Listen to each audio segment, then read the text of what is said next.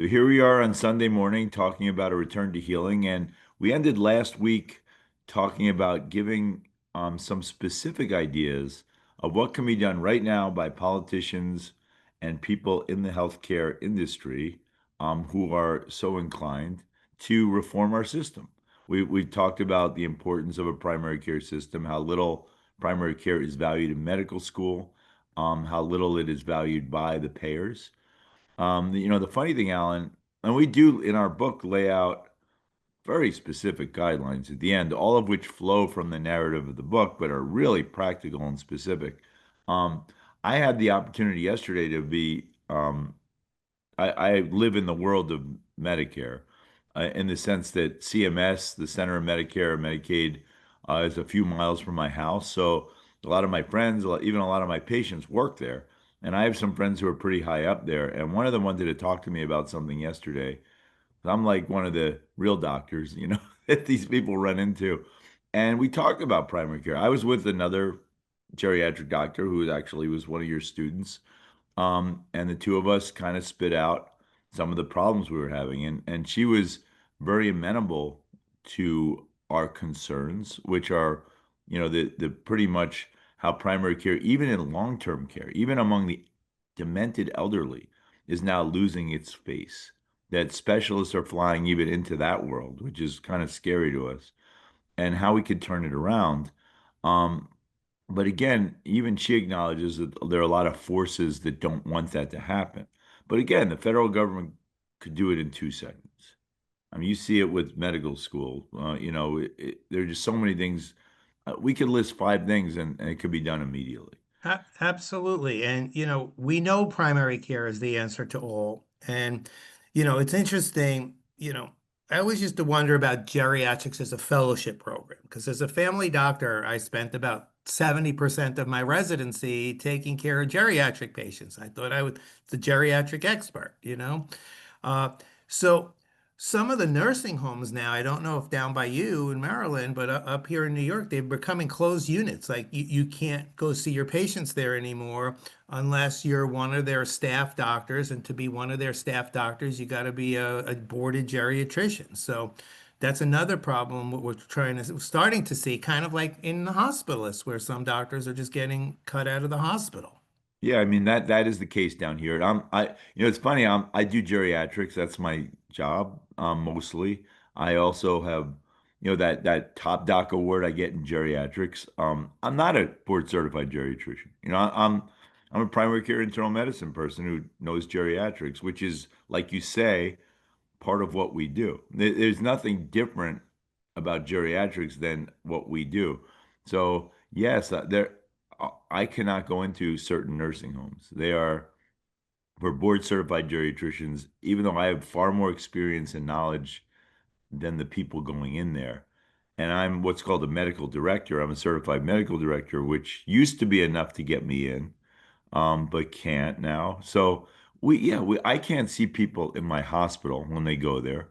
They won't even talk to me. We're not allowed into any hospital.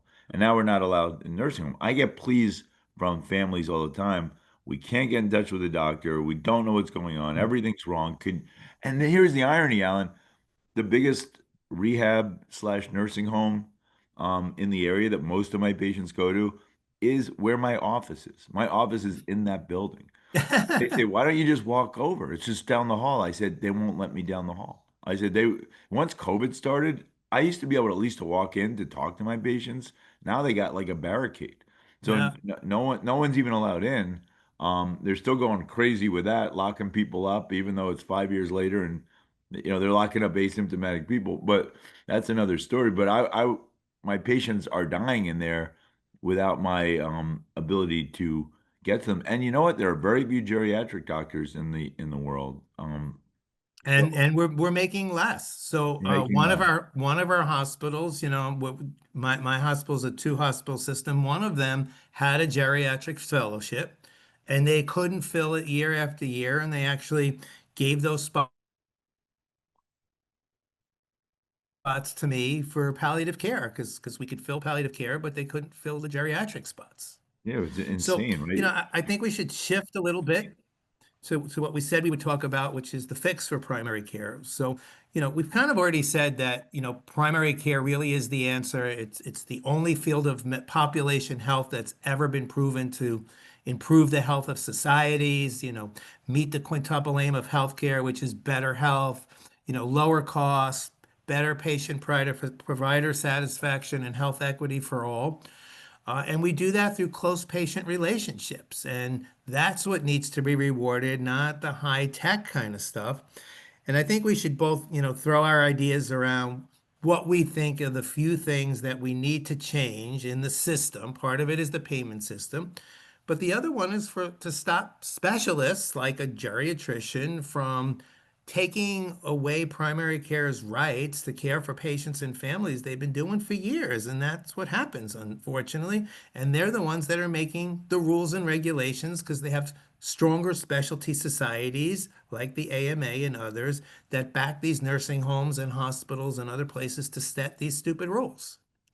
Yeah, so I mean, if I'm going to list, I'll list a few things, Alan, and then you comment and add or subtract. But one thing is what we talked about, which is that primary care needs full access. We have to get back in the hospital, get back in long-term care. We have to be able to follow our patients wherever they are. That's part of what we do. And we are the best people that are there. Even in the hospital, we are the best people to be caring for them, even if it's as a consultant, like that the hospitalist has to talk to us, which believe it or not, I tried to do in my hospital. And I even tried to get a law to help do this, and they would not do that. They don't have to talk to me, and they don't. Secondly, we talked about reimbursement. This was supposed to happen a long time ago.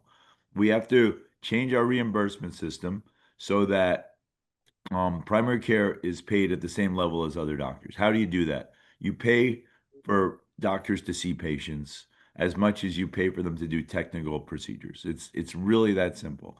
So if a cardiologist is doing a stress test, he or she should not be paid 10 times more than us spending an hour with a complicated patient trying to figure them out. That which is what's going on now. Such an easy fix. Who's in charge of that? CMS, Medicare, and every other insurance follows what they do.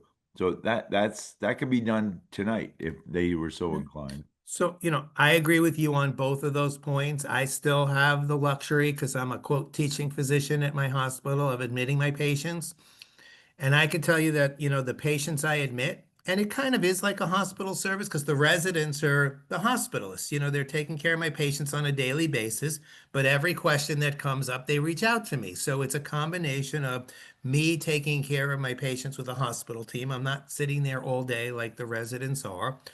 And my data is clear. Like my length of stay, like I get patients in and out of the hospital quicker. My mortality rates are lower. My patient satisfaction rates are higher. They're one of the few that actually fills out the CMS surveys that gives the hospital good ratings because they love their doctor. So, that's the answer to that one.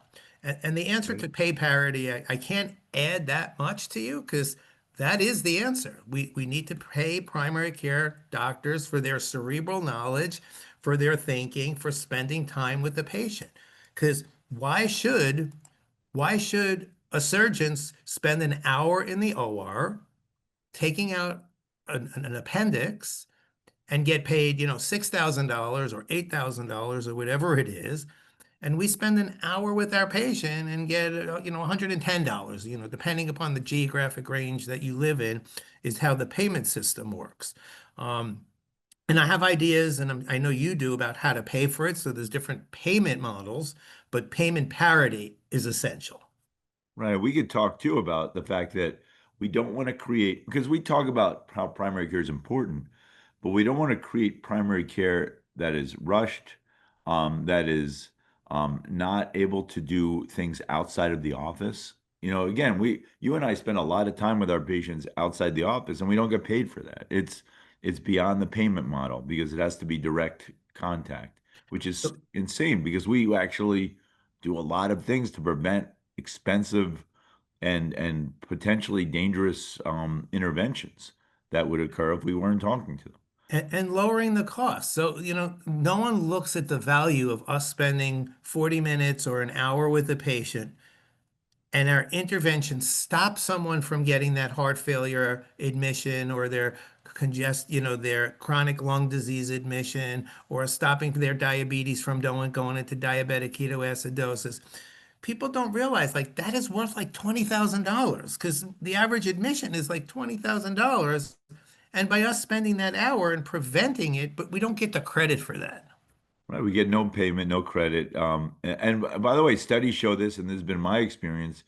When a patient gets in touch with me with symptoms of congestive heart failure, I'm much more likely to work with them before they hit the hospital. They call their cardiologist, they say go to the emergency room. That's almost always what happens.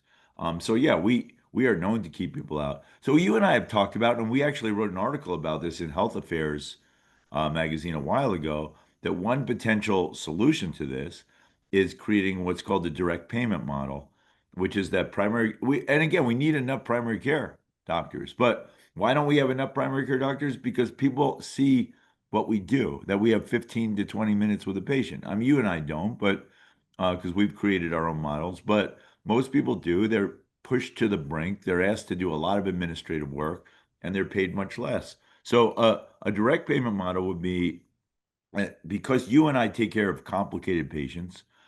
We would have panels of about 500 patients, and we would do everything for those patients. We would follow them in the hospital. We would see them, obviously, talk to them on the phone. All that would be included in a single payment that we would get per year based on the complexity of the patient. Kind of what these doctors who do concierge practice are doing now. They get paid. Your brother said where he lives in Arizona, one of them was charging about 20,000 a year, but the ones around here charge about 2 to 3,000 a year, and that money covers what they do, which is a lot of emails, phone calls, visits, whatever needs to be done. Filling out forms, all the stuff we don't get paid for now. But it Yeah, would allow a primary care physician to truly have a panel of people they could fully care for, and it wouldn't be pay as you go. You have to sometimes I say, if people have complicated issues, I say, come in the office or we'll have a virtual visit because that's the only way I'll be paid. exactly. None of that ha will happen under a direct payment model. It's super easy. It would save the government or insurance so much money to do Oh, that. we know that. So we know that probably the average cost for, most continuity care in a practice is 500 to 750 a year, depending upon the complexity of the patient. So if they paid us for that, we have an incentive. We would get a per member per month rate. And so the money is coming in, so I could spend the time doing things for the patients, not to the patients, because I don't get more to do a procedure on them. I don't get more to put them in the hospital or visit them in the ER. So I actually do better by keeping people healthy. It's a win-win, keeping people out of the hospital and healthy and happy and taking care of what matters to them, as opposed to just throwing them to more and more specialists and more procedures. So that, this direct primary care model unfortunately took hold in annotations of like, this is concierge medicine. And in some of them, obviously, like the one who's paying $20,000 a year is concierge medicine. But if they paid a fair rate, what it really costs to take care of a 90-year-old, a 70-year-old, a patient with heart failure and diabetes versus a healthy 24-year-old. It doesn't take that much to take care of a healthy 24-year-old. It's one physical a year and maybe some labs, if that is even needed, you know. So it depends on the complexity of that patient. But we spend so much of the time on paying for things that are just not necessary, like preventive tests on people that don't have them, and the annual stress tests and the annual cardiac tests. We just know it's all ridiculous, and we're And those just are throwing big bucks. money down the drain. Yeah, those are big buck things. And yeah, to pay us a couple thousand a year per patient would be such a small output, and we would save a ton of money for the system. And also it would be such a nice model that I think a lot of people would go into primary care. So I think it would be a win across. And that brings up the other area that has to change, and that's medical education. And it has to change on a few fronts. I mean, people have been writing about how we have to go back to the Osler model, and we do. We have to go back to the Osler model. We lay it out in our book in such great detail. Again, the only The only barrier to this is inertia. There's no other reason that we shouldn't change. And frankly, I don't even think we need 4 years of medical school. We probably could get, and people have written about that. The Absolutely. fourth year of medical school is a moneymaker for the institutions, but it's a waste for the students. They really Absolutely. don't need that. So and Medicare pays for residency programs, like we talked about last time. They should be putting their money in primary care programs. It should be a situation where there are very few specialty programs. And for that matter, and also we talked about this, and this all goes in the same one reform. People like cardiologists, endocrinologists, gastroenterologists do not have to get a residency in internal medicine. It's a waste of everyone's time and money for them to do that. They should just go into a program that's cardiology or endocrinology, and then they go in for as long as you and I did, Alan, for our basic residency, and their payment would then be expected to be about the same, which is their whole schlep now. Their whole thing now is that, oh, well, we did more training years. Well, that's easy to get rid of. People who take care of a heart, it's one pump. It's the simplest thing in the world. Why do they need to go through internal medicine that they will never do, and then go another 3 years to learn about the pump? Just learn about the pump, and that's what you're going to be doing. You don't need anything else. And And, again, that would save a ton of money and it allow us to reallocate resources where they belong. and the world is unfortunately not thinking about this. So it's unfortunately, Andy, not just the inertia, it's the medical industrial complex that is happy with profits over patients. And that's, just the way it is to me. Um, I'm not sure we fully getting through this conversation. We might need to do part two next week, but uh, I just think the world is not understanding the value of having a primary care physician because we don't have those strong support organizations like the American College of Cardiology and, the American Medical Association supporting us, unfortunately, because they make their big bucks on the procedures as well. So the world is not understanding the importance. I think insurance companies, some of them get it, but, you know, we know CEOs get paid by the more that the insurance company could bill, so they're not necessarily unhappy that the costs are so high because they just put it on to the patient. They rise the cost, they rise the income coming in, and they rise their pay and their profits of their shareholders. And that's again a lot of what we talk about in the book too, are the barriers. And maybe that's something we should talk about. Right. Next week is what are the barriers to this? Because you and I know that when we talk to our patients, um, they all support what we talk about. I mean, they would actually love what we talk about. A system like that where they're seeing a direct primary care person that they know really well, who's going to take care of all aspects of their care. They know someone they could count on when they're sick, when they're well, to help them be well. That's what everybody wants. So, and I talk, like I said, I talk to people in CMS and Medicare. That's what they want.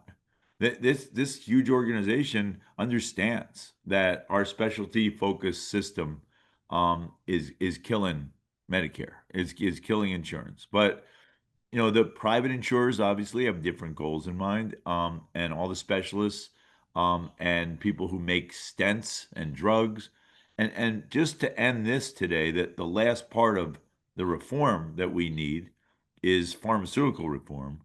Um, Again, every other country but New Zealand prevents these drug companies from advertising on TV. We need to get the drug companies out of the CDC and the FDA. Lots of books have been written and articles about their massive influence over FDA and CDC policy. Um, and the people are in my world, who live where maybe trust the CDC and they don't understand this. It's really important to understand that. And they're in charge of all research. They do all the research, which should be a job the NIH does, and it used to be a job the NIH does. And they gotta not be able to have access to doctors. They just can't use doctors. If a doctor wants to work for Pfizer, then they should not be also able to have an academic position. Absolutely. It's that simple. So it sounds like, I agree with your last bunch of comments 100%. We're on the same page. We already know we're on the same page. So it sounds like we have our topic for next week. Yep. So next week we'll talk about barriers because, like you say, Alan, unless we know what these barriers are, all this sounds extremely reasonable to do, and to do it we have to understand what we're up against, which is not patients, not Medicare, um, but the powers, the money powers that run a lot of parts of our country. So we Yeah. will talk next week. Have a good week, everybody. Bye-bye. You too. Bye.